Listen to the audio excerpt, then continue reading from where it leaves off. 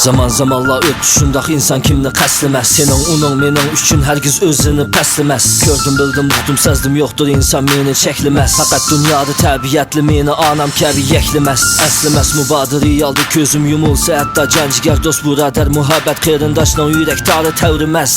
Mən üçün çünki o yaşaydı bu dünyada fəqət pul üçün. Körgünüm yoruq dünyamı? Ya qaranqulu qaplı valdı idiyimni çünki reallıq tozaq yürəkni tildi bir sada. Taram aqqan qalla qıldı səvir taqıtımını taq. Nim qılışni, nim deyişni, nimdən nimligini biləlmədim. Rənqarən bu reallıq tislərdə keyb sürəlmədim. Qaranquluq bənd özümni atıdım roh dünyasığı pərvasımə insanlarlı sığı bilmədim. Əmma tanıdım, yanmadım arqımğı bir qədəmmu. Şundaq yoxumda dərt azab qayğu ələmmu. Küntün fərqsiz boldu həmmə hər bir keçə gözümdən uyğu yiraq bıraq yandırmay çıraq. Reallıq mə üçün dozaq tozaq toldu hayatım bağlandı məndən həm cüb qanatım. Küləlmədim kəlsim ayəm tiniş ötdi hər bir matəm. Yalğızlıq işçidi hətta natunuşmanı sayəm. Şükürlükdü yox aldı qayəm qaranlıqda olsun barca aləm. Yürək güzəlli ümidlər düşdü. Gözüm görsiz qaranlıq. Yaşaymən sükutdən. Fəndir ilkidə qeyrənib adaşdım. Nişandı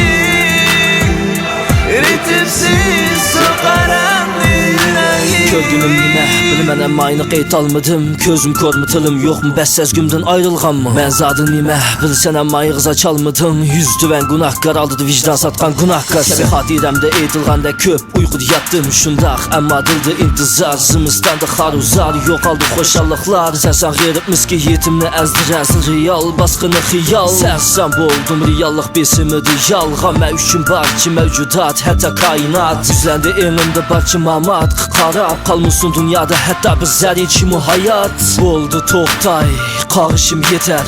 Qarış biləstikim bir gün ilahimği yetər. Şundaq ötü digər yal tügüməydigə xiyal. Düşən sigər insanlar sözüm addi həm qobal. Yox alsın barçı insan xatirəmdin. Çünki ümid düzgən insan mə hayat mamatımdın. Real dünyarımdın addi insan ata qılğan xoşallığımdın. Arzu armınımdın kütkünüm kilər fəqət qiyamətdin. Manı mən ruh unutay həmməni. Yoxur dövən küçük aciz qavimlərini pana aləm huzurluğunu insan xas muhabbətini kütkünüm kilər. Manı fəqət realsız realdım. Yürək güzəlli ümidlər düşdü.